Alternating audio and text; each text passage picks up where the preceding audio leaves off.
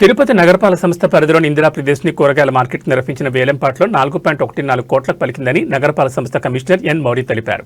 2026-27 సంవత్సరానికి మంగళవారం నగరపాలక సంస్థ పరిధిలోని ఇందిరా ప్రదేశ్ని కూరగాయల మార్కెట్, రామచంద్రగుంట కట్టపై ఉన్న పట్నూరు వీధి కూరగాయల మార్కెట్కు, జంతు బతశాలకు Gandhi road, Tilak road, mosque road, Thyagaraja Mandapam, Devendra theatre road, KT road మార్గాలందు హరేరామ హరేకృష్ణ రోడ్ ఇరువైపులా Kapila Theertham road junction parking, Srinivasam పక్కన పార్కింగ్ స్థలాలకు గోవిందరాజు దక్షిణ ఉత్తర మాడవీధుల పార్కింగ్ స్థలాల లీజుకు మంగళవారం సీల్డ్ టెండర్లు బహిరంగ వేలం నిర్వహించామని కమిషనర్ తెలిపారు.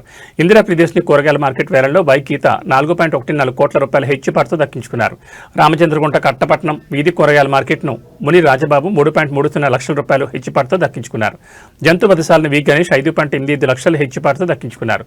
Gandhi road, Tilak road, mosque road, Thyagaraj Mandapam, Devendra theatre road, KT road, Hare Rama Hare Krishna రోడ్డుకి ఇరువైపున కపిలతీర్థం రోడ్ జంక్షన్ ఎందు పార్కింగ్ వసూలు చేయడానికి నిర్వహించిన వేలంలోని వి గణేష్ 50.74 లక్షల రూపాయల హెచ్చుపాటు పడి దక్కించుకున్నారు. శ్రీనివాసన్ పక్కన గల పార్కింగ్ స్థలంలో రుసుం వస్తువులకు బాలాజీ 19.11 లక్షల రూపాయల హెచ్చుపాటు పడి దక్కించుకున్నారు. గోవిందరాజు ఉత్తర దక్షిణ మాడవీధిలో పార్కింగ్ రుసుం వస్తువులకు రాధ 12.39 లక్షల రూపాయల హెచ్చుపాటు పడి దక్కించుకున్నారని తెలిపారు. వేలంపాట్లో హెచ్చుపాటు పాడి మార్కెట్ తదితరాలను దక్కించుకున్న వారు నగరపాలక సంస్థ నియమ నిబంధనలు తప్పక పాటించాలని కమిషనర్ తెలిపారు.